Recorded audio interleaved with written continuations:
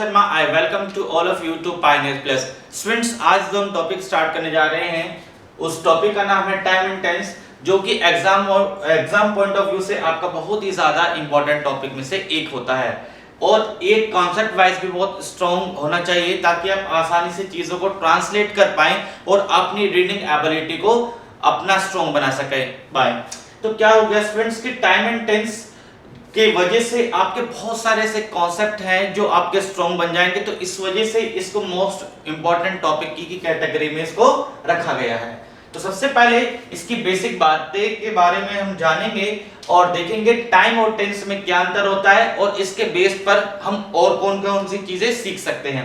तो देखिएगा, time and tense के बिहाफ पर हम सीख सकते हैं आपका कंडीशनल सेंटेंसेस,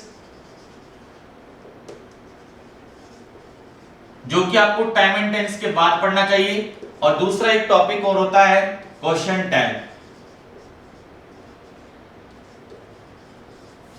ये कंडीशनल सेंटेंसेस और क्वेश्चन टैग ऐसे दो टॉपिक हैं जो आपके टाइम एंड टेंस पर डिपेंड करते हैं। यानी कि टाइम एंड टेंस आपका अच्छा है तो कंडीशनल सेंटेंसेस और क्वेश्चन टैग को समझने में बिल्कुल भी दिक्कत आपकी नहीं आने वाली है। तो सबसे पहले देखेंगे टाइम एंड टेंस क्या कहता है। देखिएगा, सबसे पहले जानेंगे टाइम और टेंस में क्या डिफरेंस है। देखिएगा, ये आपका टेंस होता है और टाइम होता है, इसमें पहला अंतर क्या है कि ये टाइम जो है ये आपका नॉन ग्रामेटिकल कॉन्सेप्ट है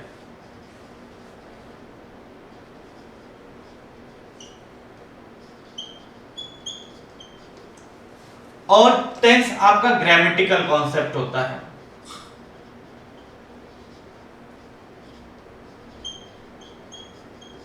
मींस टाइम के अंदर कोई भी ग्रामर नहीं लगती है, लेकिन टेंस के अंदर आपकी क्या लगती है, ग्रामर लगती है। इसके अलावा ये आपका जो टाइम है ये क्या होता है, आपका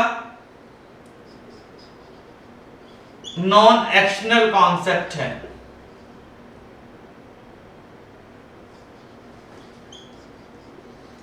और टेंस के अंदर ये क्या है, आपका एक्शनल कॉन्सेप्ट है। एक्शनल और नॉन एक्शनल कॉन्सेप्ट से मतलब ये है कि टेंस के अंदर आपका एक्शन मौजूद होता है लेकिन टाइम के अंदर आपका एक्शन मौजूद नहीं होता है। फॉर एग्जांपल, जैसे अगर मैं कहने लगूं 4 o'clock, तो ये 4 o'clock आपका टाइम है लेकिन इससे आपका क्या है, ये टेंस नहीं है। लेकिन अगर इसके अंदर मैं एक्शन जोड़ दूं और मैं लिख दूं 4 बजे हैं, इट इज 4 o'clock, तो यहां पर एक्शन को शो करने वाली वर्ब क्या थी, आपकी इज। इज जो थी ये एक्शन को शो कर रही थी, ठीक है, इसका एक सब्जेक्ट था और ये इसमें वर्ब लगी थी और उसके साथ साथ इसमें टाइम भी मेंशन हो गया। तो कहने का मतलब इसके अंदर जब ये वर्ब की फॉर्म में एक्शन आया तो ये ही आपका टेंस बन गया, ये आपका प्रेजेंट का इंडेफिनिट टेंस हो गया। पहचानते कैसे हैं इसको हम थोड़ी देर बाद डील करेंगे। तो ये आपका मेन अंतर होता है टाइम एंड एक्शन के अंदर, सॉरी टाइम एंड टेंस के अंदर। क्लियर है? चलेगा, आगे चलते हैं। देखिएगा, टॉपिक का जो कॉन्सेप्ट है वो क्या है, टाइम एंड टेंस है, टेंस एंड टाइम नहीं है। कहने का मतलब ये हो गया कि पहले टाइम आया और बाद में क्या आया, आपका टेंस आया। ऐसा क्यों होता है, इस कॉन्सेप्ट को भी आज सीखते हैं। देखिएगा,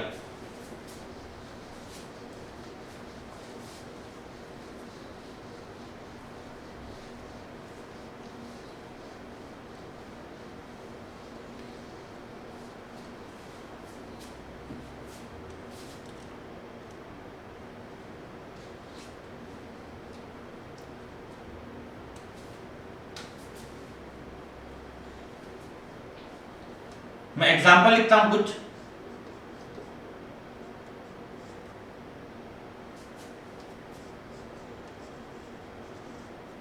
I have met Mohan. I had met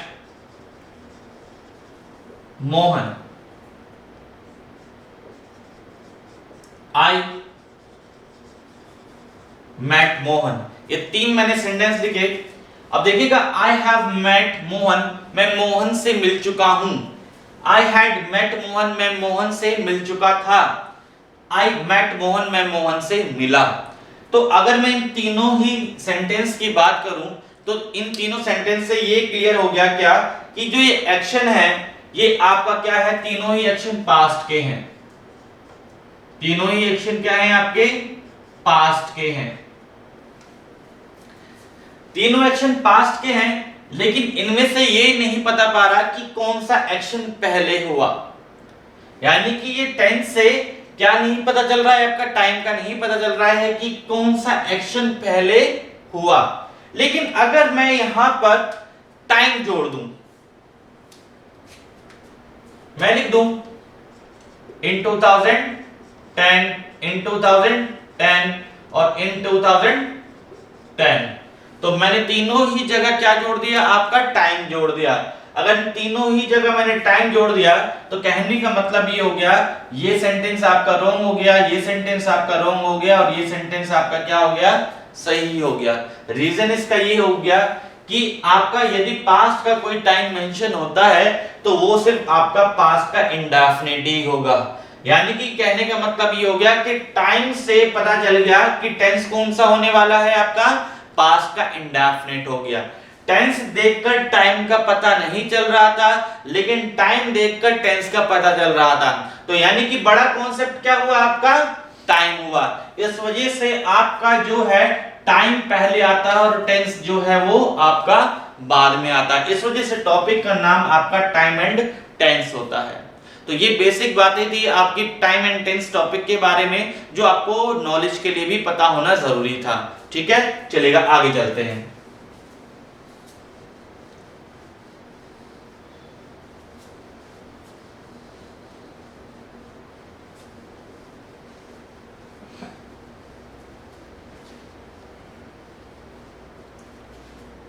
तो सबसे पहले स्टार्ट करते हैं, टाइम के बारे में तो नहीं पढ़ना हमें सिर्फ टाइम के बारे में जो बेसिक कॉन्सेप्ट था वो हमने आपको बता दिया है।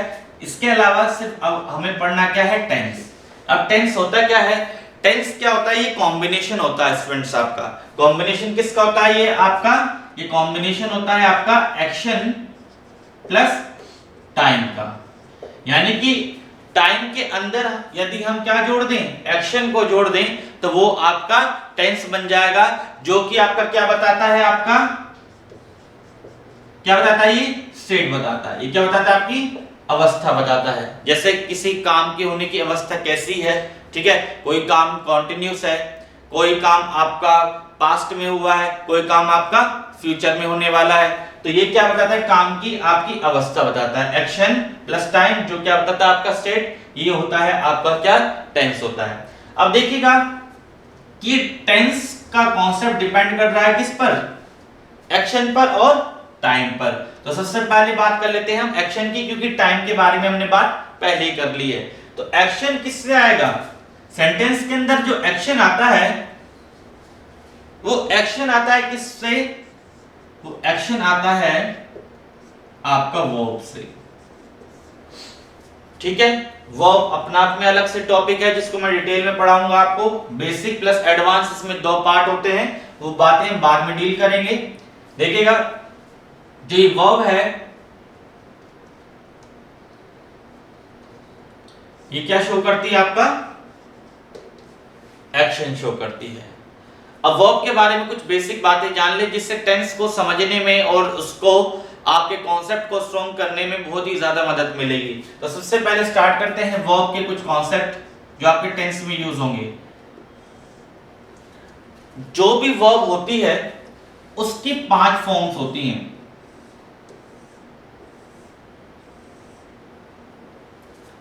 V1, V2, V3, V4 and V5। ठीक है, बिल्कुल टेंस मैं आपको बेसिक से पढ़ा रहा हूं और इस बेसिक की वजह से आपके जो अच्छे लेवल के क्वेश्चंस भी हैं और जो लोग पहली बार टेंस को पढ़ रहे हैं और उन्हें टेंस पढ़ने में दिक्कत आती है, बहुत ही आसानी से वो चीज आपको क्लियर होती चली जाएगी। ठीक है, एक एक बारीकी से चीज आपको मैं सिखाने जा रहा हूं। देखिएगा, वर्ब की कोई भी 5 फॉर्म होती है, कोई भी वर्ब होती है। जैसे मान लो मैंने एक एग्जांपल लिया प्ले, तो उसकी फर्स्ट फॉर्म होगी प्ले, सेकंड फॉर्म होगी इसकी प्लेड,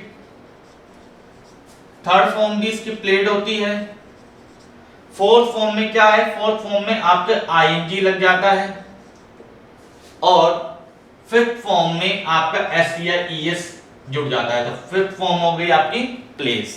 ठीक है, अब इसके नाम भी जान लीजिए, क्योंकि कुछ हो सकता है स्टूडेंट्स जो है आपका टीचिंग लाइन की तैयारी कर रहे हो तो उनके नाम एग्जाम में पूछा गया है। फर्स्ट फॉर्म को बोलते हैं आपका बेस फॉर्म, फर्स्ट फॉर्म का नाम है आपका बेस फॉर्म। सेकंड फॉर्म का नाम है आपका पास्ट फॉर्म, थर्ड फॉर्म का नाम है आपका पास्ट पार्टिसिपल फॉर्म, और फोर्थ फॉर्म का नाम है आपका प्रेजेंट पार्टिसिपल फॉर्म, और फिफ्थ फॉर्म का नाम है आपका third person singular verb, third person singular verb. Clear है? तो बात करते हैं, देखिएगा, बेस फॉर्म की, पास्ट फॉर्म की, पास्ट पार्टिसिपल फॉर्म की, प्रेजेंट पार्टिसिपल फॉर्म की, थर्ड पर्सन सिंगुलर वर्ब। अब देखिएगा यहां पर थर्ड पर्सन सिंगुलर वर्ब से क्या मतलब है, इसको भी जानते हैं। देखिएगा, एक चीज मैं आपको बता दूं कि ये जो फर्स्ट फॉर्म है और जो ये फिफ्थ फॉर्म है, सिर्फ ये ही आपके सब्जेक्ट पर डिपेंड करेगी। बाकी ये सेकंड फॉर्म और थर्ड फॉर्म और फोर्थ फॉर्म सब्जेक्ट पे डिपेंड नहीं करती है। ठीक है, अगर क्लियर नहीं होगा तो यहां से समझते हैं। देखिएगा, अगर मैं एक सेंटेंस लिखता हूं, एक वर्ड लिखता हूं आपका वी, तो वी के साथ आप प्ले और प्लेस में से क्या लगाएंगे, टेंस को समझने में बहुत आसानी से मदद करने वाले हैं। ठीक है, तो अब ये बेसिक बातें आपकी जो है लगभग फिनिश हो जाती हैं। चलिएगा, अब आगे चलते हैं।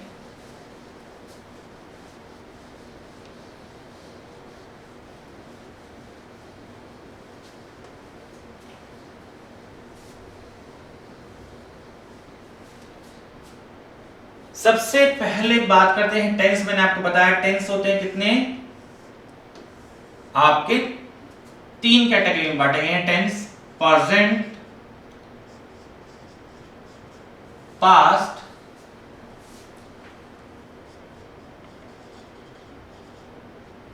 And future. क्लियर है? Present, past and future. Clear है?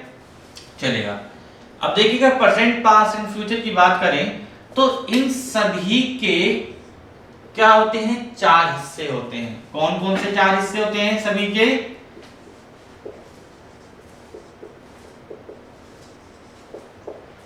इंडेफिनिट,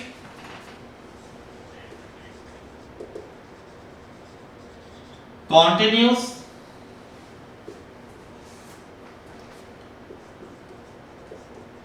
परफेक्ट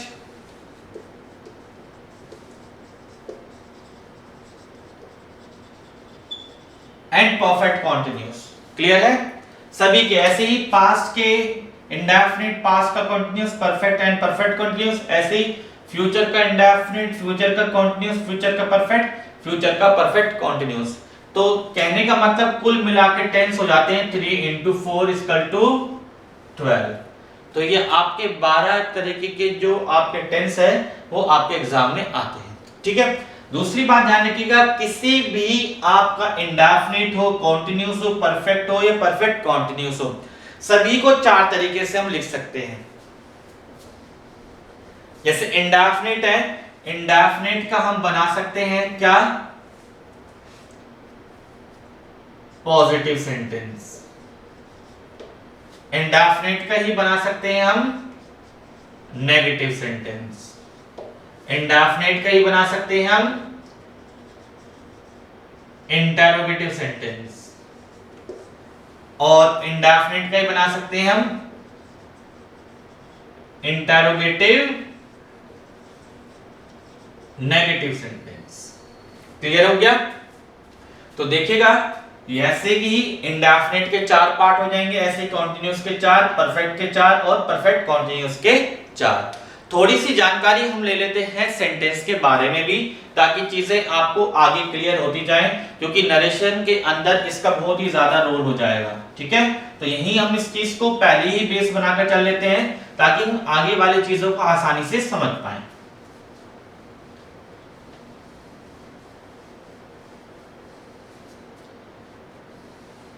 देखिएगा,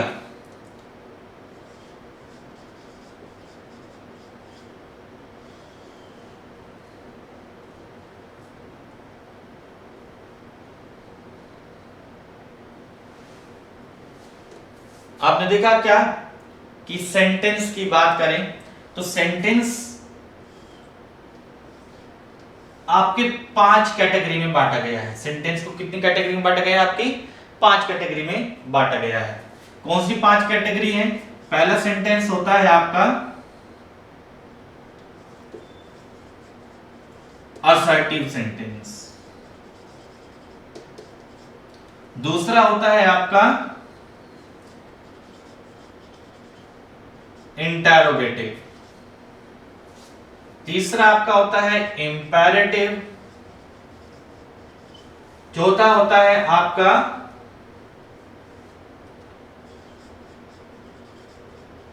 ऑप्टेटिव, और पांचवा होता है आपका एक्सक्लेमेटरी। क्लियर है? अब देखिएगा असर्टिव सेंटेंस कौन से होते हैं। असर्टिव सेंटेंस आपके डिक्लेरेटिव सेंटेंस भी बोलते हैं, जो किस चीज को डिक्लेयर करते हैं। जैसे जितने भी आपके पॉजिटिव सेंटेंस हैं, जैसे राम पढ़ता है, ठीक है, राम नहीं पढ़ता है, तो ये जो आपके पॉजिटिव और नेगेटिव सेंटेंस होते हैं, ये आपके क्या होते हैं? आपके असर्टिव सेंटेंस होते हैं। ठीक है, इंटरोगेटिव सेंटेंस में क्या होता है? आपका क्वेश्चन मार्क होता है, यानी कि जैसे क्या मोहन पढ़ता है, तो ये आपका इंटरोगेटिव सेंटेंस हो गया। अब इंपेरेटिव सेंटेंस कौन से होते हैं? जिसके अंदर क्या हो जाए? आपके ऑर्डर हो जाए, रिक्वेस्ट हो जाए, एडवाइस हो जाए, तो ये आपके जो होते हैं वो इंपेरेटिव सेंटेंस होते हैं। जैसे प्लीज हेल्प मी, ठीक है, जैसे मैं बोलता हूं क्या, डू नॉट सिट हियर, ठीक है, तो ये आपके क्या हो गए? इंपेरेटिव सेंटेंस हो गए। ठीक है, ऑप्टेटिव सेंटेंस क्या होते हैं? जिसके अंदर विश होती हैं, ब्लेसिंग होती हैं, कर्स होते हैं। ठीक है, जैसे मे गॉड ब्लेस यू, तो ठीक है, ये आपका क्या हो गया? आपका ऑप्टेटिव सेंटेंस हो गया। ठीक है, अब बात करते हैं क्या? Exclamatory sentence. एक्सक्लेमेटरी सेंटेंस के अंदर क्या होता है? आपका इंटरजेक्शन का यूज होता है। किसका यूज होता है? इंटरजेक्शन का यूज होता है। किसके अंदर? एक्सक्लेमेटरी सेंटेंस के अंदर। ठीक है, तो इंटरजेक्शन के बारे में पहले से हम जान ले। देखिएगा, इंटरजेक्शन क्या होता है? पार्ट्स ऑफ स्पीच का आपका 8वां हिस्सा होता है। जैसे कि आपने देखा इंटरजेक्शन वाओ, ओ, ओहो, ये सब क्या होते हैं? आपके इंटरजेक्शन होते हैं। ठीक है, अब इंटरजेक्शन होते क्या है ये जान लेते हैं। इंटरजेक्शन वो वर्ड्स होते हैं जो आपके सडन फीलिंग को बताते हैं। जैसे कहने का मतलब हो गया कि आपको कहीं से सरप्राइज हुआ, तो आप क्या बोलते हैं? ओहो। ठीक है, जैसे कोई दुख है तो आप कैसे बोलते हैं? ओ, एलास। ठीक है, आपको बहुत ज्यादा खुशी होती है तो आप कैसे बोलते हैं? हुर्रा। ठीक है, तो ये सब क्या होते हैं? आपके इंटरजेक्शन होते हैं। अब जिन सेंटेंस के अंदर इंटरजेक्शन का यूज होता है, वो सेंटेंस आपके क्या होते हैं? एक्सक्लेमेटरी सेंटेंस हो जाते हैं। जैसे वाओ, व्हाट अ पेंटिंग, तो यहां पर क्या हो गया? ये आपका क्या हो गया? एक्सक्लेमेटरी सेंटेंस हो गया। क्लियर है? चलेगा, तो मैंने सेंटेंस के बारे में भी आपको नॉलेज दे दी। ठीक है, कि सेंटेंस को कितनी कैटेगरी में आपको बांटा गया है। तो सेंटेंस की 5 कैटेगरी होती हैं, असर्टिव, इंटरोगेटिव, इंपेरेटिव, ऑप्टेटिव और एक्सक्लेमेटरी, ताकि आगे की चीजें आपको क्लियर होती चली जाए। चलेगा, आगे चलते हैं।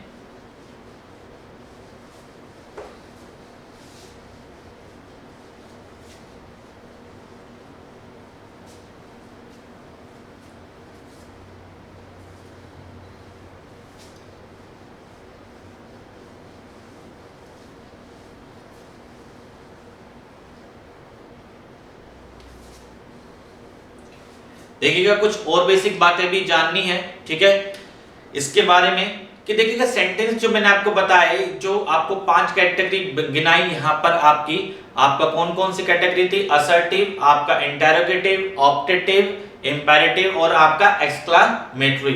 तो ये जो 5 कैटेगरी थी ये आपकी थी यूज बेस्ड, यानी कि क्या कह सकते हैं आप, प्रयोग के आधार पर। लेकिन स्ट्रक्चर बेस्ड भी सेंटेंस होते हैं, ये जानना भी जरूरी है। अब लिख सकते हैं,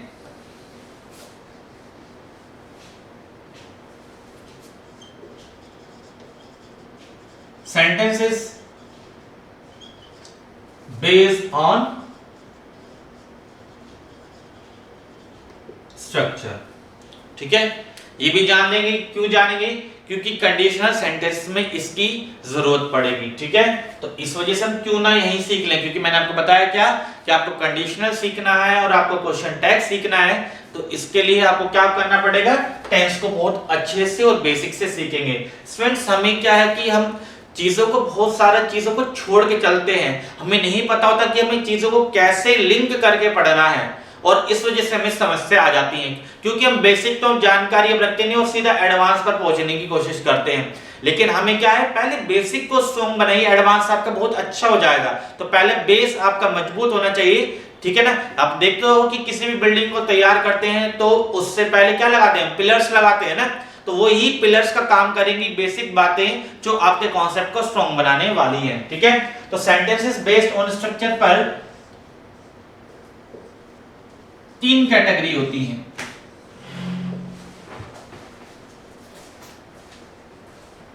कट मारना सर, कौन कौन सी 3 कैटेगरी है इनकी, simple sentence,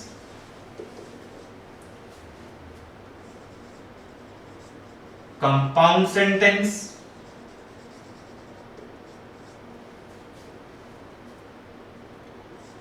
and the last one complex sentence, ठीक है। अभी सिंपल सेंटेंस कौन से होते हैं, इन सिंपल सेंटेंस की बात करें तो सिंपल सेंटेंस में आपकी एक मेन वर्ब होती है। कितनी मेन वर्ब होती है आपकी, एक मेन वर्ब होती है। जैसे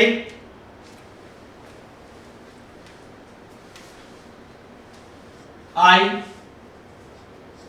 राइट अ लेटर, तो ये आपका सिंपल सेंटेंस है, क्योंकि इसके अंदर क्या है, एक मेन वर्ब का यूज हुआ है। वो कौन सी मेन वर्ब है, यहां पर आपकी राइट है। क्लियर है। मैं बात करूं कंपाउंड सेंटेंस के अंदर, तो कंपाउंड सेंटेंस के अंदर आपको 2 मेन वर्ब मिलेगी। क्या मिलेगी आपको, 2 मेन वर्ब मिलेगी। जैसे मैं सेंटेंस लिखता हूं,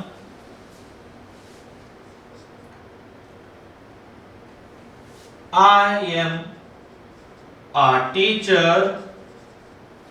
and I teach English, ठीक है। तो यहां पर 2 वर्ब कौन सी मिली आपको, एक तो बी की फॉर्म मिली am और एक मिली आपको teach। तो यहां पर आपने देखा ये कंपाउंड सेंटेंस था जिसके अंदर एक कनेक्टर का यूज किया और यहां पर 2 मेन वर्ब को यहां जोड़ दिया गया, ठीक है। अब देखिएगा कॉम्प्लेक्स सेंटेंस, थोड़ा सा कॉम्प्लेक्स, नाम भी कॉम्प्लेक्स है, तो इसमें 1-2 बेसिक बातें को और जानना है। कॉम्प्लेक्स सेंटेंस क्या होते हैं कि जिसके अंदर आपका 2 क्लोज हो, एक प्रिंसिपल क्लोज हो और एक क्या हो आपका सबऑर्डिनेटिंग क्लोज हो। ठीक है। अब एक नया वर्ड यहां पर मिल गया आपको, क्या? क्लोज। इसको भी पहले हम जानेंगे, ठीक है। क्लोज को जान लिया तो प्रिंसिपल क्लोज और सबऑर्डिनेटिंग क्लोज आपको बहुत ही आसानी से समझ में आ जाएंगे। क्लियर है? चलेगा।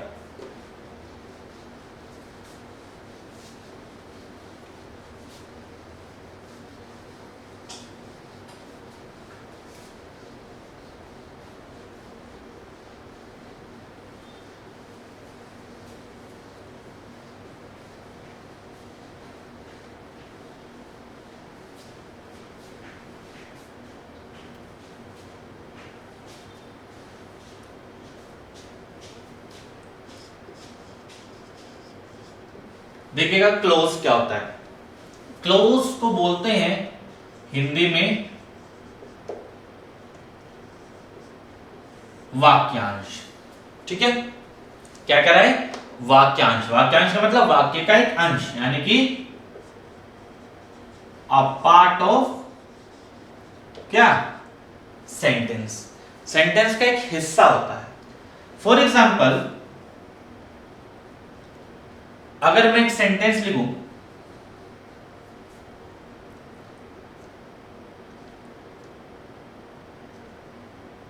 Mohan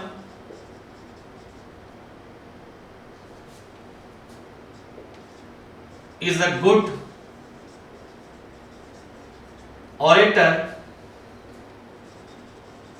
and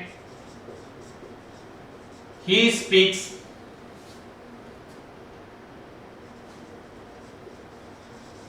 very well. He speaks very well.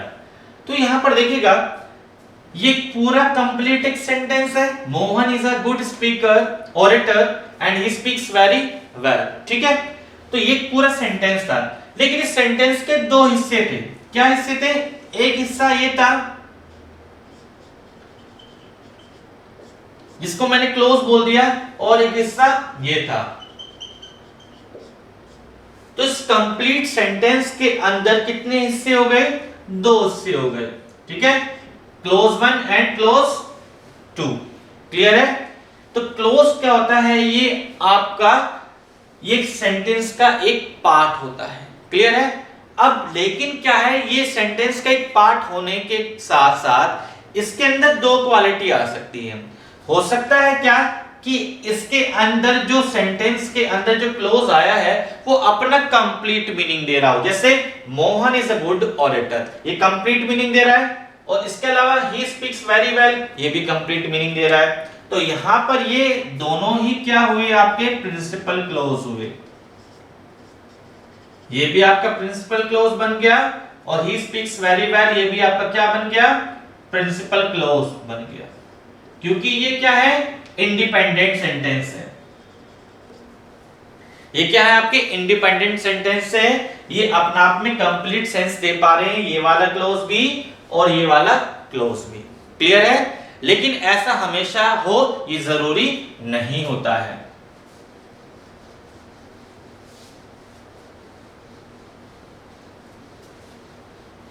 Example लिखते हैं।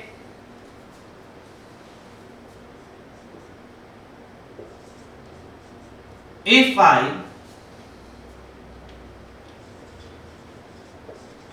come to Delhi,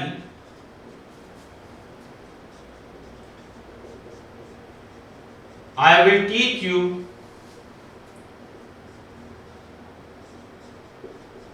English. मैंने एक सेंटेंस लिखा, If I come to Delhi, I will teach you English. अब इसके अंदर भी दो क्लोज थे। क्लोज ये भी था और क्लोज ये भी था। क्लियर है? अब इसको पढ़ते हैं एक एक करके। If I come to Delhi, यदि मैं दिल्ली आता हूं, यदि मैं दिल्ली आऊंगा। क्लियर है? तो जब मैं दिल्ली आऊंगा तो इसके बाद का हमें कुछ भी लिंक नहीं मिल रहा है। क्या करोगे? तो ये आपको थोड़ा सा इनकम्प्लीट सेंस दे रहा है। अब इसको छोड़कर ये पढ़ते, I will teach you English, मैं तुम्हें इंग्लिश पढ़ाऊंगा, मैं तुम्हें इंग्लिश पढ़ाऊंगा। तो यहां पर आपको एक कंप्लीट सेंस नजर आ रहा है। तो if I come to Delhi, ये आपका कौन सा क्लोज हुआ? सबऑर्डिनेटिंग क्लोज हो गया, जो उसको सिर्फ सहायता दे रहा है। और ये आपका क्या हो गया, प्रिंसिपल क्लोज हो गया। ये क्या आ गया आपका, प्रिंसिपल क्लोज हो गया। क्लियर है यहां पर? तो ध्यान रखिएगा क्या, तो सबऑर्डिनेट क्लोज क्या होता है, ये डिपेंडेंट होता है नेचर में, ये डिपेंडेंट क्लोज होता है। और जो प्रिंसिपल क्लोज होता है ये आपका इंडिपेंडेंट क्लोज होता है। क्लियर है? यहां से एक बात और क्लियर हो जाती है क्या स्टूडेंट्स, कि आपके जितने भी सेंटेंस हैं वो क्या क्लोज बन सकते हैं। क्यों? क्योंकि सेंटेंस का जो नेचर होता है वो हमेशा इंडिपेंडेंट होता है, लेकिन जितने भी क्लोज हैं वो आपके सेंटेंस नहीं बन सकते। क्यों नहीं बन सकते? क्योंकि क्लोज आपका क्या हो सकता है, डिपेंडेंट भी हो सकता है, लेकिन सेंटेंस हमेशा इंडिपेंडेंट होता है। तो इस वजह से आपके सेंटेंस क्लोज बन सकते हैं, लेकिन क्लोज सेंटेंस नहीं बन सकते। हाँ, अगर मैं बात करूं इस वाले क्लोज की, तो ये सेंटेंस है, क्योंकि इस वाला क्लोज जो प्रिंसिपल क्लोज है ये आपका कंप्लीट सेंस दे रहा है, तो इसको सेंटेंस भी आप कह सकते हैं। क्लियर हुआ?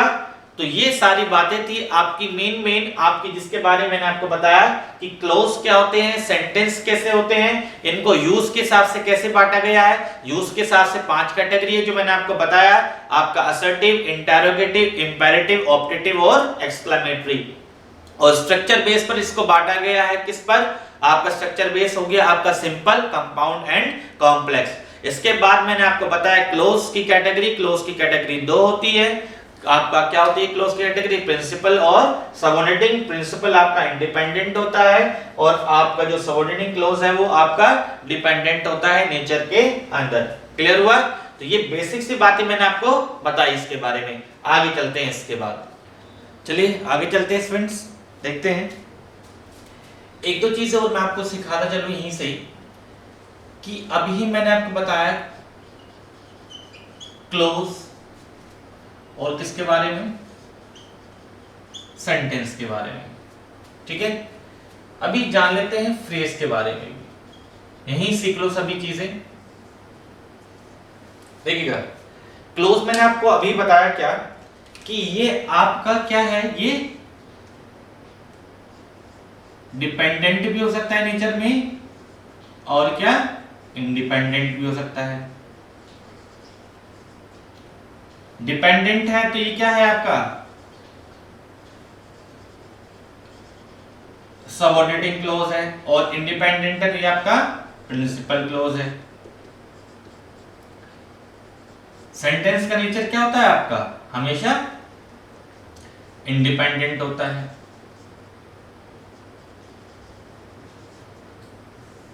क्लियर है? अब देखिएगा फ्रेज क्या होता है ये जानते हैं। फ्रेज भी ग्रुप ऑफ वर्ड्स है। ये क्या था, ग्रुप ऑफ वर्ड्स होता है, और क्लोज भी आपका ग्रुप ऑफ वर्ड्स ही होता है। ठीक है, लेकिन देखिएगा क्लोज और सेंटेंस में आपका सब्जेक्ट वर्ब कॉम्बिनेशन होता है।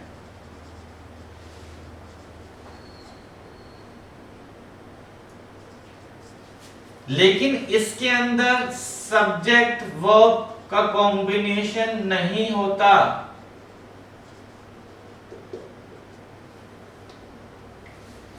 फॉर एग्जाम्पल अगर मैं लिखूं मोहन राइट्स अ लेटर, तो ये आपका क्लोज भी हो सकता है या फिर ये आपका सेंटेंस भी हो सकता है। लेकिन अगर मैं कह दूं नियर माई होम, तो यहां देखिएगा ना सब्जेक्ट है, ठीक है, ना यहां पर वर्ब दे रखी है, सिर्फ बोल दिया गया है नियर माई होम। तो ये सिर्फ क्या होगा आपका फ्रेज होगा। ये क्या होगा, सिर्फ आपका फ्रेज होगा, ना ही क्लोज कह सकते हैं, ना ही इसको सेंटेंस भी कह सकते हैं। क्लियर है? और भी जैसे बोल दो ऑन द टेबल, ठीक है, तो ऑन द टेबल क्या है आपका फ्रेज है, सेंटेंस नहीं है। ठीक, अगर ऐसे बोल दूं there is a book on the table, तो वहां पर वो आपका सेंटेंस बन गया या फिर आपका वो क्लोज बन जाएगा। क्लोज और सेंटेंस के बीच मैंने आपको डिफरेंस पहले बता दिया है। अब आप चाहो तो इसको लिंक करके पढ़ सकते हैं, क्लोज, सेंटेंस और फ्रेज में क्या अंतर होता है। क्लियर है? यहां तक चलेगा, आगे चलते हैं।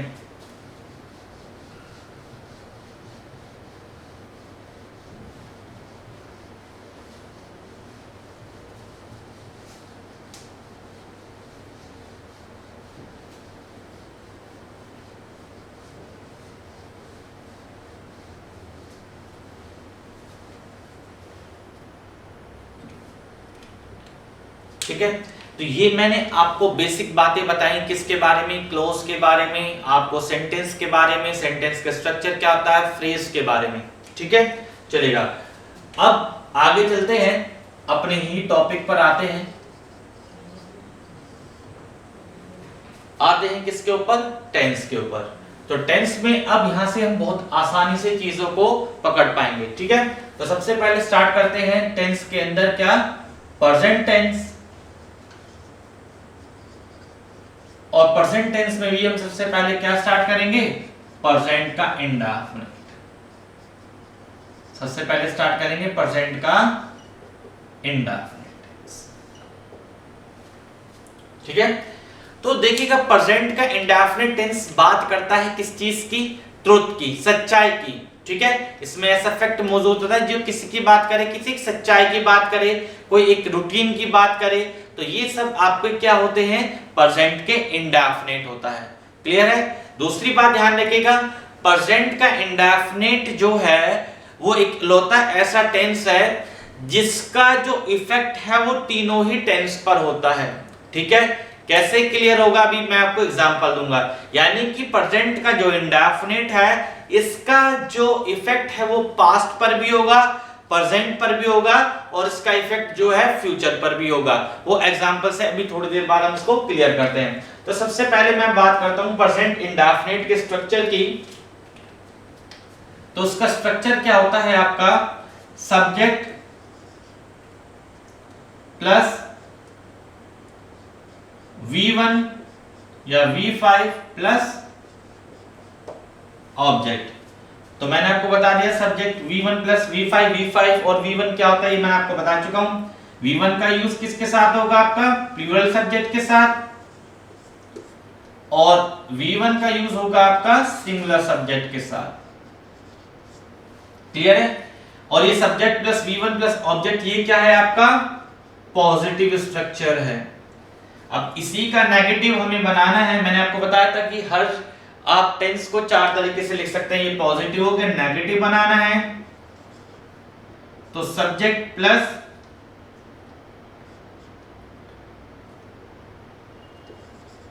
डू या does plus not plus V1 plus object, ये क्या हो गया आपका, नेगेटिव हो गया। क्लियर है। यहां पर ध्यान रखिएगा डू और डज के साथ क्या हो गया, V5 का कॉन्सेप्ट खत्म हो गया, पढ़ा चुका हूं। डू डज के साथ आपकी क्या चलती है, V1 ही चलती है, ये हो गया आपका नेगेटिव, ठीक है।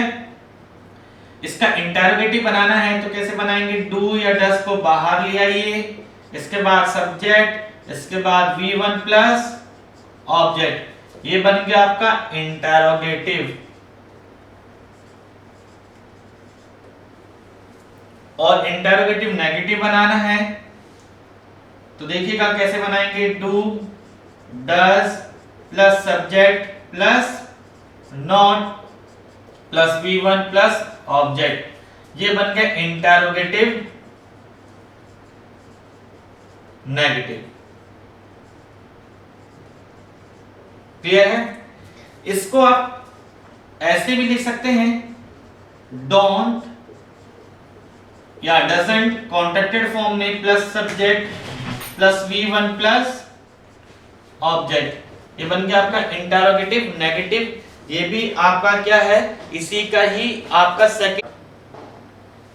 इसके बाद इंटरोगेटिव नेगेटिव अगर इसका बनाना है तो कैसे बनेगा, do does plus subject plus not plus V1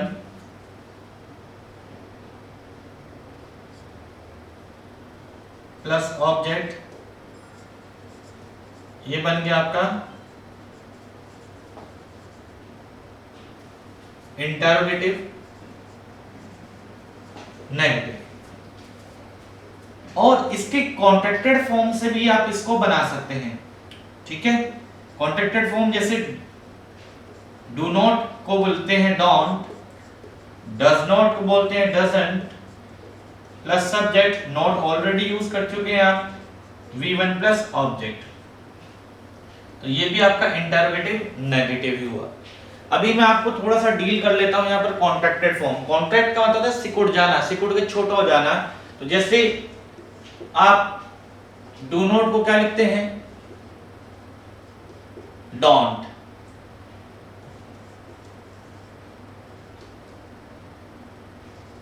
does not को क्या लिखते हैं आप, डजंट। फिर इज नॉट को क्या लिखते हैं आप, इजंट। आर नॉट को क्या लिखते हैं, aren't.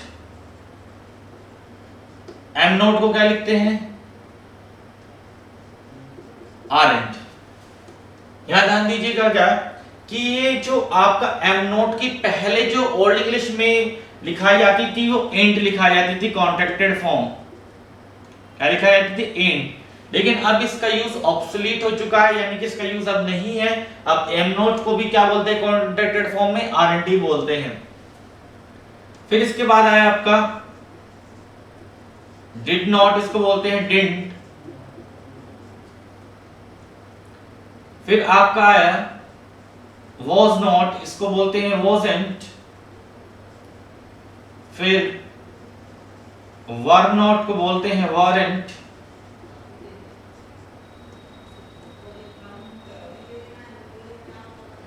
Has not, hasn't. Have not, haven't.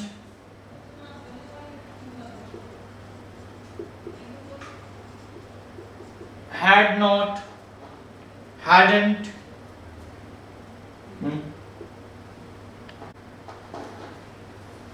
will not को लिखते हैं want और shall not को लिखते हैं shan't। क्लियर है? तो ये कॉन्ट्रैक्टेड फॉर्म आपको क्वेश्चन टैग में मदद करेंगे, ठीक है? तो इसको अभी ही आप सीख सकते हैं, ठीक है? चलेगा, आगे चलते हैं।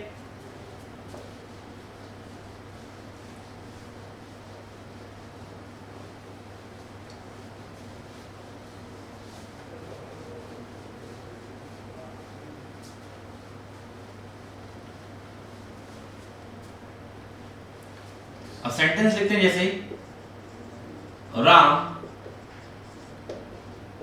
Sings a song. Ram sings a song. तो यहां देखिएगा इसका स्ट्रक्चर प्रेजेंट इंडेफिनिट का कैसे बना, ये सब्जेक्ट हो गया, ये आपका V5 हो गया और ये आपका क्या हो गया, ऑब्जेक्ट हो गया। तो इस तरीके से आप किसी भी सेंटेंस को देखकर बता सकते हैं कि ये कौन सा आपका टेंस होगा। क्लियर है? चलेगा। अब एक चीज और, मैं कुछ सेंटेंस और लिख रहा हूं जिसके बारे में हमें नॉलेज होनी चाहिए और कुछ लोग इसमें कंफ्यूज रहते हैं, लेकिन कॉन्सेप्ट वाइज इसमें आपकी कंफ्यूजन बिल्कुल खत्म हो जाएगी। जैसे I have a pen, she has a pencil,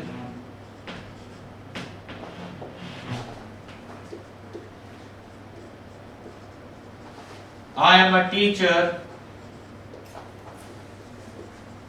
she is my daughter, you are my student। Clear है? अब यहां पर देखा जाए, जैसे कुछ लोग I have a pen को सीधा बोल देते हैं प्रेजेंट परफेक्ट है, ठीक है? she has a pencil इसको भी प्रेजेंट परफेक्ट बना देते हैं। आई एम टीचर इसको कॉन्टिन्यूस बना देते हैं और इस और आर वाले को भी कॉन्टिन्यूस बना देते हैं। क्यों? उनको लगता है has have is am are से क्या बन जाता है, सेंटेंस परफेक्ट और कॉन्टिन्यूस बन जाता है। ऐसा नहीं होता है students.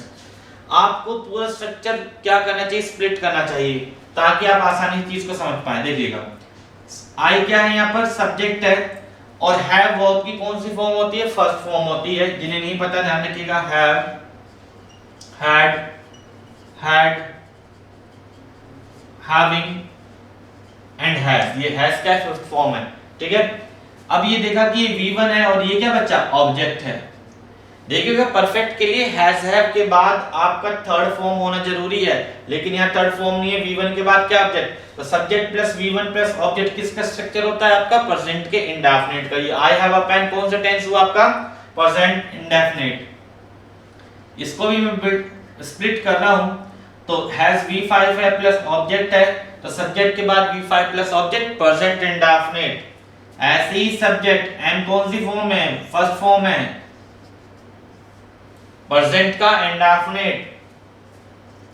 She subject is V5 plus my daughter object present का indefinite. You subject are first form plus my student object present का इंडेफिनिट। तो ये पांचों के पांचों जो सेंटेंस हैं वो आपके क्या है, प्रेजेंट के इंडेफिनिट है। इस वजह से मैंने आपको सारी फॉर्म्स बता दी थी कि V1 क्या होती है, V2 क्या होती है, V3, V4 एंड V5। उसका क्लासिफिकेशन मैंने आपको कॉन्सेप्ट वाइज समझा दिया था। अब आपको कभी भी टेंस को सीखने में प्रॉब्लम नहीं आएगी अगर आप इसी तरीके से इसी ही कॉन्सेप्ट के अकॉर्डिंग आप चीजों को पढ़ते हैं। ठीक है, चलेगा आगे चलते हैं प्रेजेंट इंडेफिनिट के बारे में।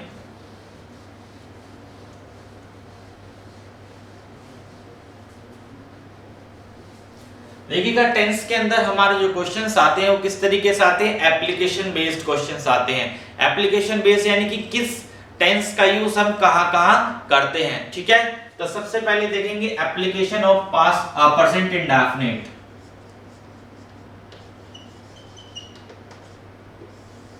प्रेजेंट इंडेफिनिट की एप्लीकेशन, तो देखिएगा सबसे पहले एप्लीकेशन बात करूं तो जो आपके रेगुलर एक्शन है,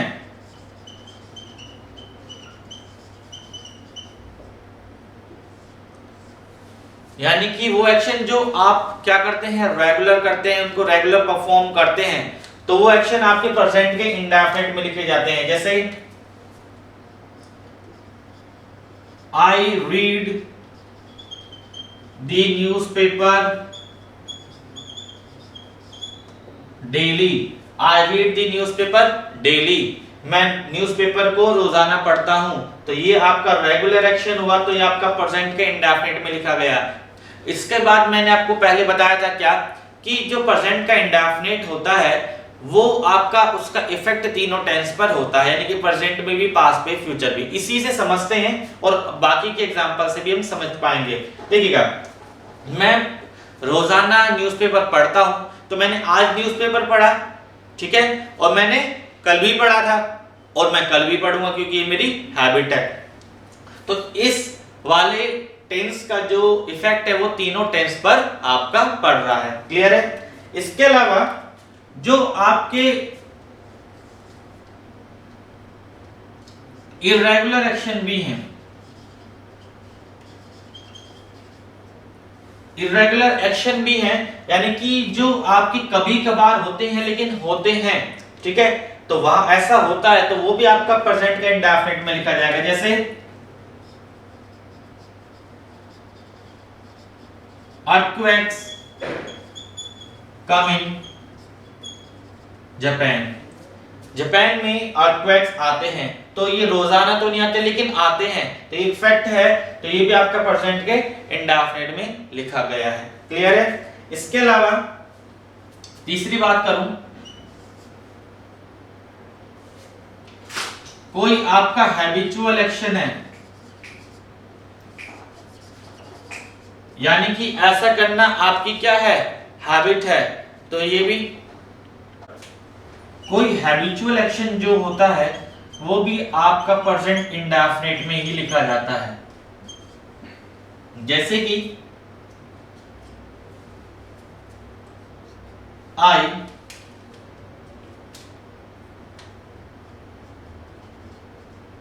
राइट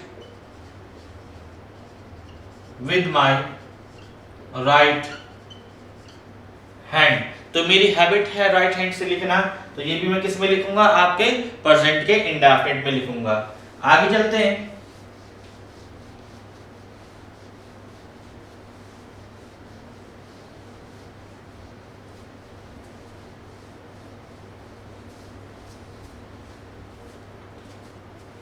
कोई यूनिवर्सल ट्रुथ है,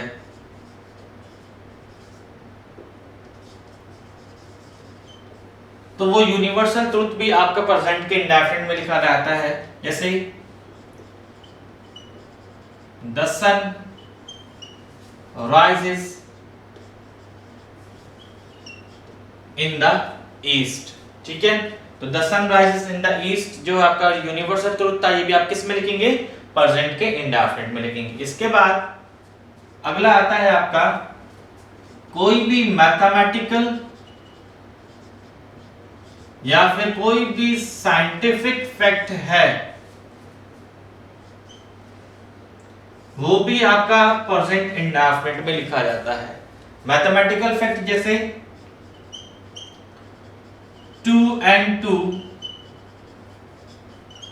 makes 4। ठीक है, तो 2 और 2 4 होते हैं, तो ये आपका मैथमेटिकल फैक्ट है। इसके अलावा साइंटिफिक फैक्ट जैसे मैं कहने लगूं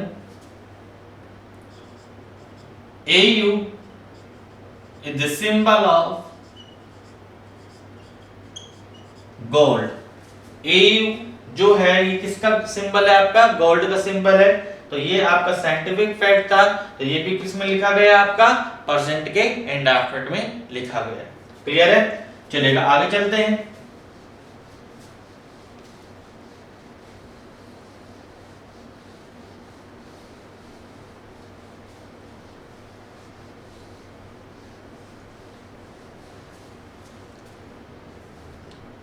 आगे कोई न्यूज़पेपर हेडलाइंस है,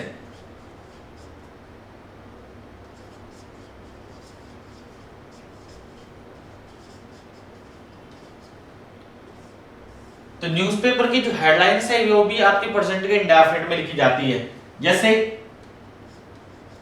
रोहित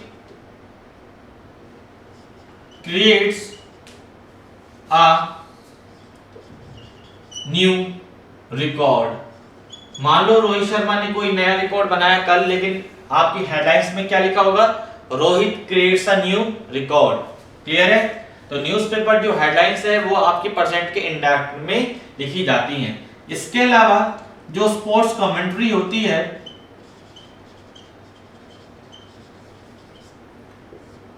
वो भी आपकी प्रेजेंट के इंडेफिनिट में लिखी जाती है। जैसे Sachin hits the ball,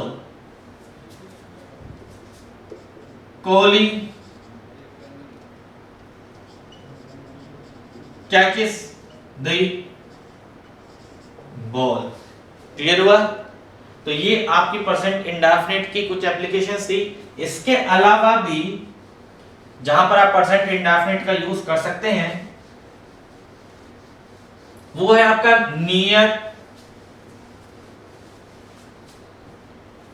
future planned action.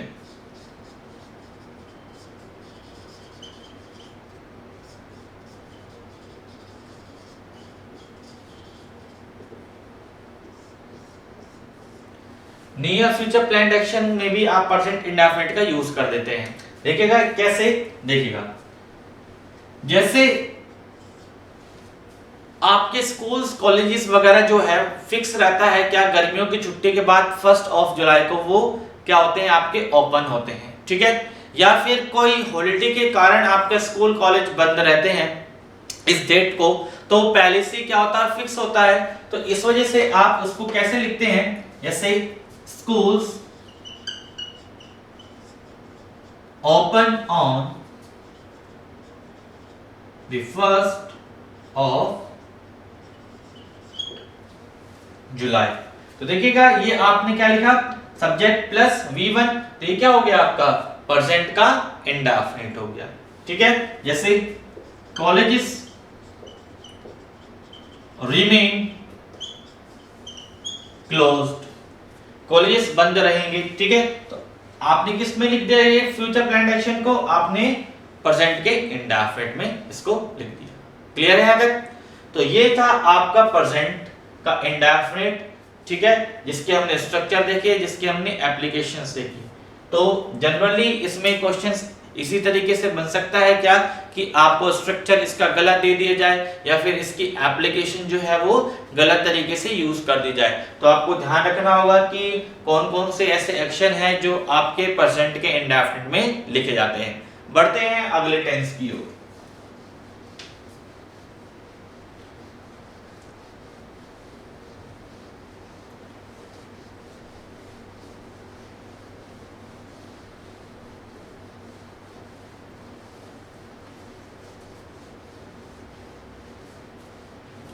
अब अगला टेंस जो हम लेने जा रहे हैं वो प्रेजेंट का कॉन्टिन्यूस नहीं है, वो क्या है आपका पास्ट इंडेफिनिट है।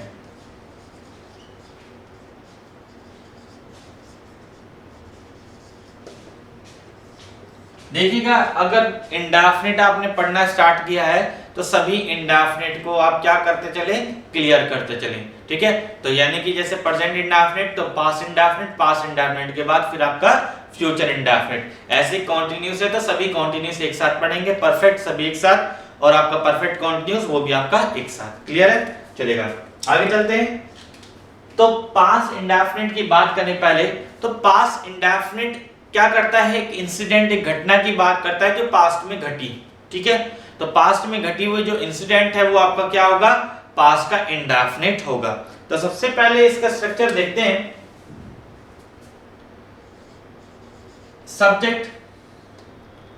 सब्जेक्ट के बाद इसमें आती है आपका V2 प्लस ऑब्जेक्ट। तो ये कौन सा स्ट्रक्चर हुआ, ये आपका पॉजिटिव स्ट्रक्चर हुआ। क्लियर है। इसके बाद आपका इसका नेगेटिव कैसे बनता है, तो नेगेटिव बनाने के लिए हेल्पिंग वर्ब की जरूरत पड़ेगी और हेल्पिंग वर्ब आ गई इसमें डिड। तो डिड प्लस नॉट प्लस, अब देखिएगा डू डज डिड के बाद वर्ब की कौन सी फॉर्म आती है, पढ़ा चुका हूं, फर्स्ट फॉर्म आती है। तो ये बन गया आपका सब्जेक्ट V1 प्लस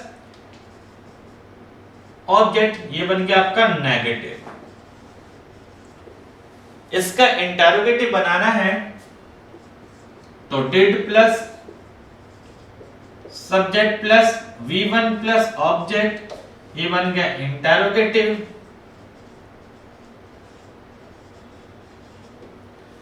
और इंटरोगेटिव नेगेटिव बनाना है तो did plus subject plus not plus V1 plus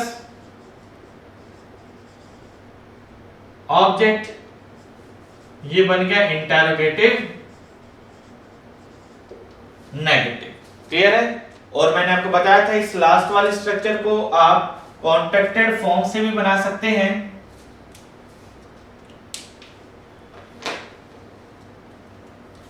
जैसे कि डिड नॉट को आप लिख सकते हैं डिडंट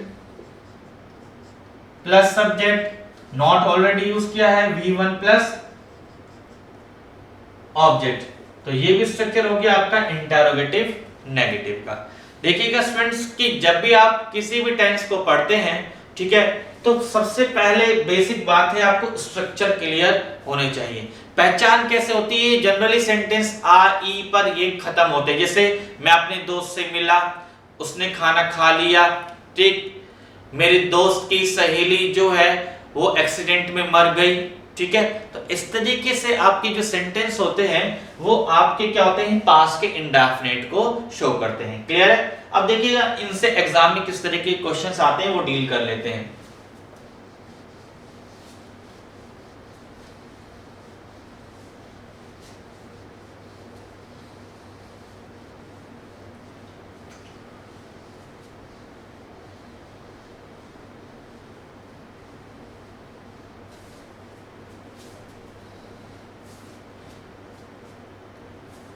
एक सेंटेंस लिखता हूं,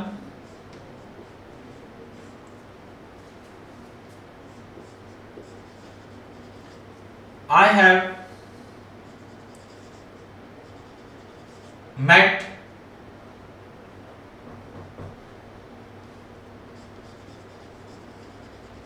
have met Mohan in 2005। I have met Mohan in 2005 जैसे मैंने लिखा स्टूडेंट्स, तो यहाँ पर ध्यान देने वाली बात क्या है कि यहाँ पर जो टाइम मेंशन हुआ, ठीक है, तो टाइम मेंशन होने की वजह से ये टेंस कौन सा आना चाहिए था आपका, पास्ट का इंडेफिनिट। और ये क्या है आपका, प्रेजेंट परफेक्ट सेंटेंस है आपका, सॉरी टेंस है आपका।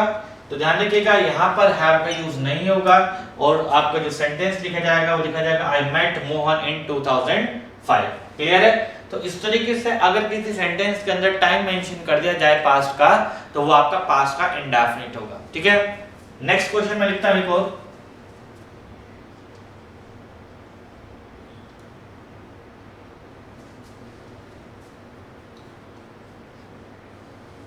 आई have met Rohan 2 years ago. I have met Mohan 2 years ago. मैं रोहन से 2 साल पहले मिल चुका हूं। ठीक है, इस तरीके से सेंटेंस बना। ध्यान रखिएगा इसके अंदर भी क्या मिस्टेक है, यहाँ पर भी हैव का यूज ना होकर सिर्फ होगा I met Rohan 2 years ago। Reason इसका ये है कि जो अगो है, अगो क्या है यहाँ पर, अगो है यहाँ पर एडवर्ब ऑफ टाइम, और इस अगो जो एडवर्ब ऑफ टाइम है इसका यूज किस में होता है, आपका पास्ट के इंडेफिनिट में होता है। इसका यूज होता है आपके पास्ट के इंडेफिनिट में होता है। तो कहने का मतलब ये हो गया कि आपको ऐसी एप्लीकेशंस लर्न करनी होगी जिसमें आपका पास्ट का इंडेफिनिट यूज किया जाता है। क्लियर है? चलेगा, आगे चलते हैं।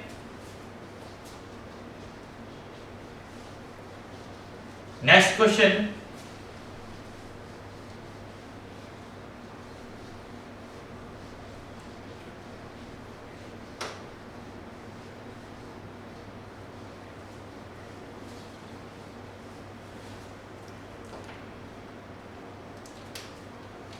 मैं आपके सामने सेंटेंस लिखता हूं कुछ।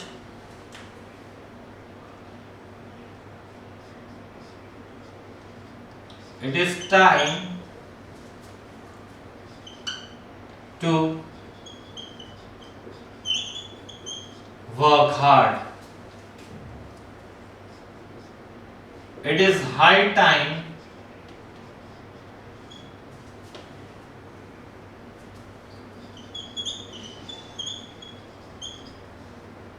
we should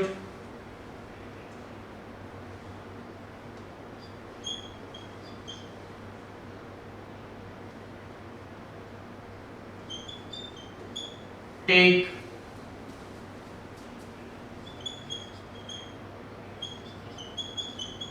a decision।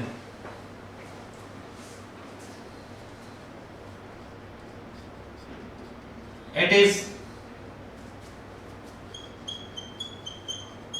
opportunate time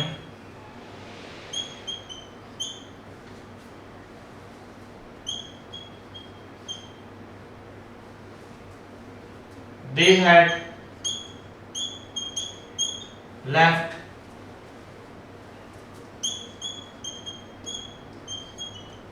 this job।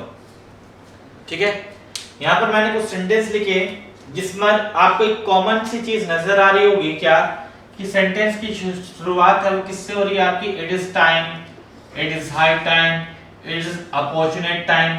तो इस तरीके से हो सकता है इट इज गुड टाइम भी हो। तो यहाँ पर देखिएगा क्या खास बात है इन सेंटेंस की। देखिएगा इट इज टाइम के बाद यहाँ पर आपका कोई भी सब्जेक्ट नहीं आया। ठीक है, तो यहाँ पर कोई भी सब्जेक्ट नहीं आया तो सेंटेंस 2 + V1 से बिल्कुल कंप्लीट हो सकता है, बिल्कुल सही सेंटेंस ही लिखा गया है। अब देखिएगा it is high time, it is opportune time के बाद आपको क्या मिल गया, यहाँ पर एक सब्जेक्ट मिल गया है।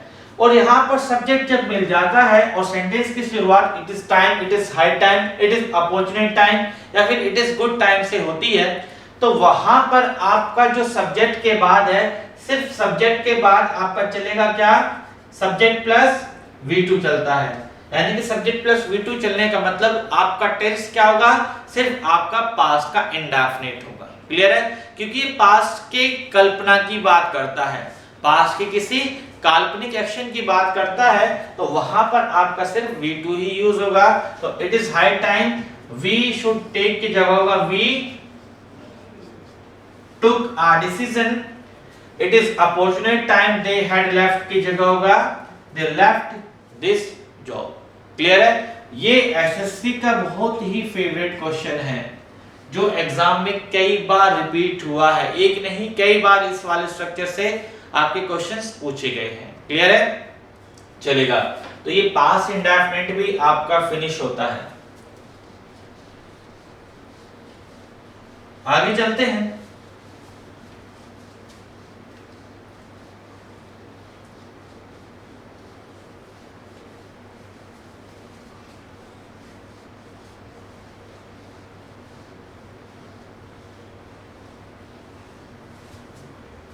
अगला जो आपका टेंस है वो है आपका फ्यूचर इंडेफिनिट।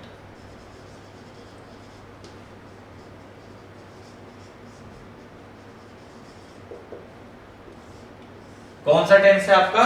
फ्यूचर का इंडेफिनिट। अब फ्यूचर का इंडेफिनिट कहां यूज होता है? जहां पर आपका कोई भी एक्शन जो है आप परफॉर्म करने वाले हैं, ठीक है, जो एक्शन होने वाला है फ्यूचर के अंदर, ठीक है, कोई भी प्लान एक्शन, जैसे कल मैं दिल्ली जाऊंगा, कल मैं अपने स्टूडेंट्स को टेंस पढ़ाऊंगा, तो इस तरीके के जो सेंटेंस होते हैं वो आपका होता है फ्यूचर के इंडेफिनिट के अंदर, ठीक है। तो इसके स्ट्रक्चर की बात कर लेते हैं, तो ध्यान रखिएगा इसका स्ट्रक्चर होता है सब्जेक्ट प्लस विल या शैल प्लस V1 प्लस ऑब्जेक्ट, ठीक है, ये पॉजिटिव हो गया आपका, ठीक है। अब आगे इसके नेगेटिव इंटेरोगेटिव और इंटेरोगेटिव नेगेटिव पढ़ने से पहले एक बात जरा यहां पर समझ लेते हैं, use of will and shall. Use of will and shall, ठीक है, इसको एक बार समझ लेते हैं। देखिएगा अभी मैंने आपको स्टार्टिंग में बताया था क्या कि जो पर्सन होते हैं आपके तीन होते हैं, first person, second person, third person, ठीक है। फर्स्ट पर्सन मैंने आपको बताया था क्या होता है आपका आई एंड वी, सेकंड पर्सन आपका होता है यू, और थर्ड पर्सन आपका होता है क्या?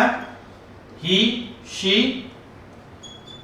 इट, दे या क्या एनी, नेम। क्लियर है? अब ध्यान रखिएगा फर्स्ट पर्सन के साथ जनरली आपका क्या चलता है? शैल चलता है, सेकंड पर्सन के साथ विल चलता है, और थर्ड पर्सन के साथ भी क्या चलता है आपका? विल ही चलता है। क्लियर है? अब यहां से मैं कुछ सोचे से सेंटेंस उठाता हूं और आपको यहीं के ही समझाता हूं। एग्जांपल नंबर 1, मैं एक सेंटेंस लिखता हूं, I will go to market, और एक लिखा मैंने आई शैल गो टू मार्केट। एक और लिखा मैंने will I go to market, shall I go to market. Clear है? मैंने यहां पर 4 सेंटेंस लिखे, ठीक है, और 4 सेंटेंस लिखकर मैं आपको एक कॉन्सेप्ट सिखाने जा रहा हूं, इसको समझते हैं। देखिएगा आई के साथ मैंने शैल भी लगाया और विल भी लगाया, ठीक है। सेंटेंस ये आपके क्या थे? आपके ये असर्टिव सेंटेंस थे, यानी कि पॉजिटिव सेंटेंस था ये आपका, ठीक है। तो यहां पर मैंने विल भी लगा दिया और आई के साथ शैल भी लगा दिया। ये दोनों ही सेंटेंस जो हैं आपके बिल्कुल करेक्ट हैं, यानी कि फर्स्ट पर्सन के साथ शैल तो जा ही सकता है, साथ के साथ अब मॉडर्न इंग्लिश में हम विल का यूज भी कर सकते हैं, किसमें? असर्टिव सेंटेंस में। अब बात करते हैं लास्ट 2 सेंटेंस की, will I go to market और shall I go to market. इसमें क्या होगा? थर्ड वाला सेंटेंस आपका रॉन्ग है और जो फोर्थ वाला सेंटेंस है ये आपका बिल्कुल करेक्ट है। इसका रीजन ये है क्या कि फर्स्ट पर्सन के साथ आप विल और शैल का यूज कर सकते हैं सिर्फ असर्टिव सेंटेंस में, यानी कि पॉजिटिव और नेगेटिव सेंटेंस में। लेकिन जैसे ही आपका सेंटेंस इंटेरोगेटिव बनेगा तो इंटेरोगेटिव सेंटेंस के अंदर हम फर्स्ट पर्सन के साथ आप विल का यूज नहीं कर सकते हैं, वहां पर सिर्फ आप शैल का ही यूज करेंगे। क्लियर है? तो इस चीज को ध्यान रखिएगा, ठीक है। तो use of will and shall भी मैंने आपको ये बताया।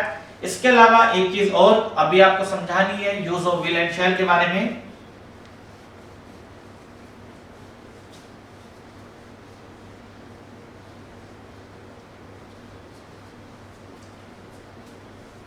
कि यदि सेंटेंस के अंदर कभी भी आप ये देखें डिटर्मिनेशन,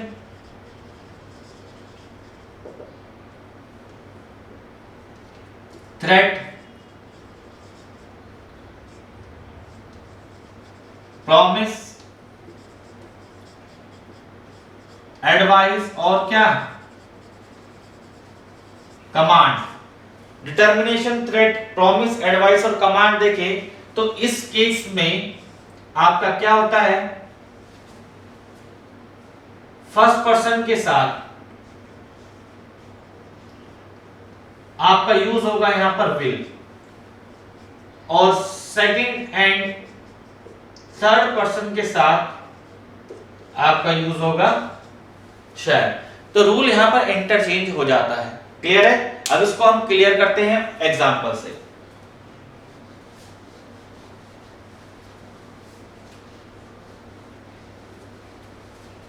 देखिएगा, गेट दिस जॉब। अब देखिएगा हम इस जॉब को पक्का प्राप्त करेंगे तो उसके अंदर डिटर्मिनेशन आई, तो यहां पर आप शैल का यूज ना करके क्या करेंगे, विल का यूज करेंगे। ठीक है? जैसे और एग्जांपल दूं मैं आपको,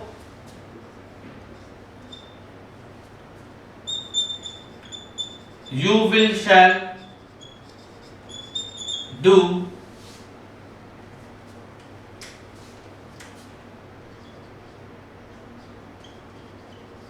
एज आई सी। जैसे मैं कहूंगा वैसे तुम करोगे। तो यहां पर ये आपको क्या मिल गई, कमांड मिल गई। तो कमांड में यू जो कि जनरल केस में विल लेता है, लेकिन यहां पर क्या लेगा, आपका शैल लेगा। क्लियर है? तो सेंटेंस होगा you shall do as I say. तो जहां पर भी आपको डिटर्मिनेशन, आपको थ्रेट, आपको प्रॉमिस, ऐसे एडवाइस या फिर आपको क्या मिलता है, कोई कमांड मिलती है, तो वहां पर आप क्या यूज करेंगे, आप फर्स्ट पर्सन के साथ विल और सेकंड और थर्ड पर्सन के साथ आप शैल का यूज करेंगे। क्लियर है? चलेगा, आगे चलते हैं, हम इसी को कंटिन्यू रखते हैं अपना। तो मैंने आपको यूज ऑफ विल और शैल बताया है।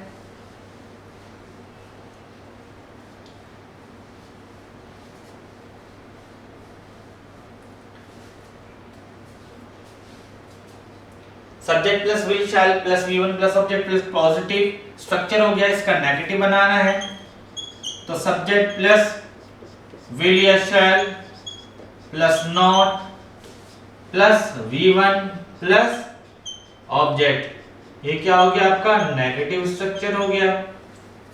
इसका इंटरोगेटिव बनाना है, तो विल शैल को आप बाहर निकाल देंगे।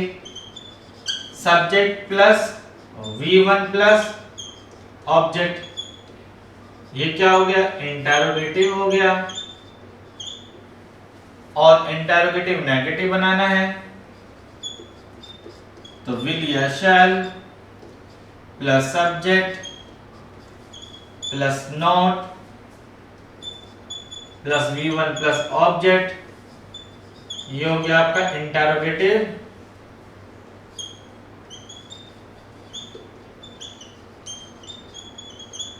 नेगेटिव हो गया। क्लियर है? इसको आप कॉन्ट्रैक्टेड फॉर्म से ही बना सकते हैं लास्ट वाले स्ट्रक्चर को। कैसे कि विल नॉट को लिखेंगे वांट और शैल नॉट को लिखेंगे क्या, shan't plus subject not already use कर चुके हो प्लस V1 प्लस ऑब्जेक्ट। ये स्ट्रक्चर भी आपका किसका हो गया, इंटरोगेटिव नेगेटिव का हो गया। इसका एग्जांपल देख लेते हैं।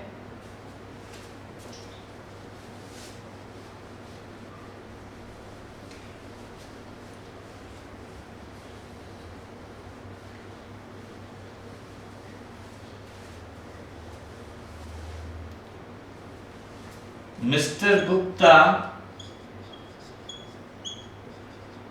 will inform you about the meeting tomorrow। मैंने सेंटेंस लिखा, mister Gupta will inform you about the meeting tomorrow. Mister Gupta जो है वो तुम्हें कल इन्फॉर्म करेंगे मीटिंग के बारे में। तो ध्यान रखिएगा, ये आपका स्ट्रक्चर हो गया किसका, फ्यूचर के इंडेफिनिट का। स्टूडेंट्स, इससे एग्जाम पॉइंट ऑफ व्यू से कोई खास क्वेश्चन नहीं बनते हैं, यानी कि सिर्फ आपको विल और शैल का यूज अच्छे से आता है तो आप फ्यूचर इंडेफिनिट के क्वेश्चंस को कर पाएंगे। देखिएगा क्या होता है कि जब भी आप किसी टॉपिक को पढ़ते हैं तो पढ़नी आपको सारी चीजें होती हैं और पढ़नी भी चाहिए, लेकिन जरूरी नहीं होता कि जितनी सारी चीजें आप पढ़ते हैं उससे सवाल भी बने। तो पढ़ना आपको सब कुछ होता है, लेकिन सवाल हर जगह से नहीं बन पाते हैं, ऐसा पॉसिबल नहीं होता है। तो फ्यूचर इंडेफिनिट से कोई सवाल जनरली पॉसिबल नहीं होता है, ना ही इसके अंदर कुछ खास वैरायटीज होती हैं। तो इस वजह से सिर्फ फ्यूचर इंडेफिनिट में आपको स्ट्रक्चर पता होना चाहिए और विल और शैल का यूज आपको अच्छे से आना चाहिए। क्लियर है? चलेगा, आगे चलते हैं अगले टेंस की ओर।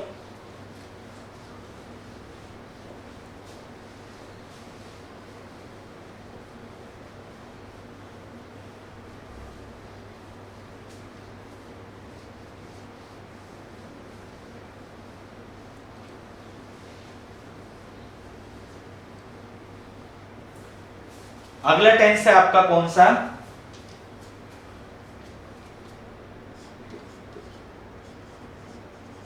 प्रेजेंट का कॉन्टिन्यूअस टेंस। प्रेजेंट का कॉन्टिन्यूअस टेंस, ठीक है। अब जानते हैं इसके बारे में।